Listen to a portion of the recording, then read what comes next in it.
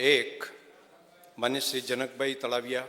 અને અધ્યક્ષશ્રી, હું આપના માધ્યમથી માનનીય મંત્રીશ્રીને પૂછવા માંગુ છું કે અમરેલી જિલ્લામાં તાલુકાવાર કેટલા કસ્તુરબા ગાંધી બાલિકા વિદ્યાલય કાર્યરત છે અને કસ્તુરબા ગાંધી બાલિકા વિદ્યાલય યોજના શું છે? માનનીય અધ્યક્ષશ્રી, આપની અનુમતિથી જવાબ આપતા પહેલાં અડધી મિનિટ રહીશ. ગુજરાત બોર્ડની 10મા અને 12માની જે પરીક્ષા ચાલુ થાય છે તે ગૃહ વતી હું બધા જ વિદ્યાર્થીઓને શુભેચ્છાઓ પાઠવું છું. તેની સાથે સાથે પોસ્ટ મેટ્રિક આપ સૌ વતી રાજ્યના તમામ પરીક્ષાર્થીઓને આ વિધાનસભા ગૃહ વતી ખૂબ ખૂબ હું પણ શુભકામનાઓ પાઠવું છું અને તમામ ગૃહના સભ્યો વતી પણ શુભકામનાઓ પાઠવું. તેની સાથે સાથે માનની મુખ્યમંત્રીશ્રી અને માનની નાણામંત્રીશ્રીનો આભાર પ્રગટ કરું છું કે પોસ્ટ મેટ્રિક શિષ્યવૃત્તિમાં અનુસૂચિત જાતિ અને જનજાતિ માટે આવક મર્યાદા 2.5 લાખથી 6 લાખ કરી એ બદલ સાહેબ ખૂબ ખૂબ આભાર કરું.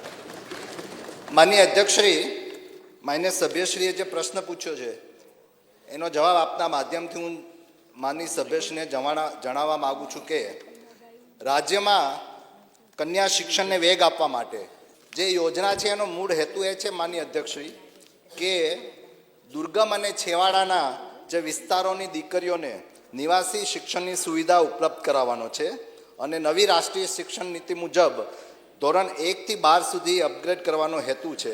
આ યોજના હેઠળ 10 વર્ષથી ઉપરની કન્યાઓ જેમણે અધવચ્ચેથી શાળા છોડી દીધેલ હોય, શાળા બહારની હોય અથવા કદીએ શાળા ગયેલ ન હોય તેવી અનુસૂચિત જાતિ, અનુસૂચિત જનજાતિ, અન્ય 50 જાતિઓ, લઘુમતી સમુદાય અને ગરીબી રેખા હેઠળના કુટુંબોમાંથી આવતી કન્યાઓને નિવાસી વ્યવસ્થાનો લાભ આપવામાં આવે છે.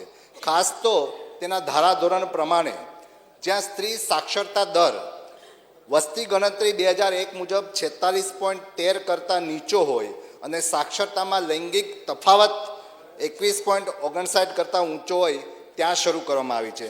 માનનીય અધ્યક્ષશ્રી, માનનીય સભ્યશ્રીનો જે બીજો પ્રશ્ન હતો કે અમરેલી જિલ્લામાં કાર્યરત કેજીબીવીની સંખ્યા, તો જાફરાબાદ તાલુકામાં 2 છે, રાજુલા તાલુકામાં 2 છે, સાવરકુંડલામાં 1 છે.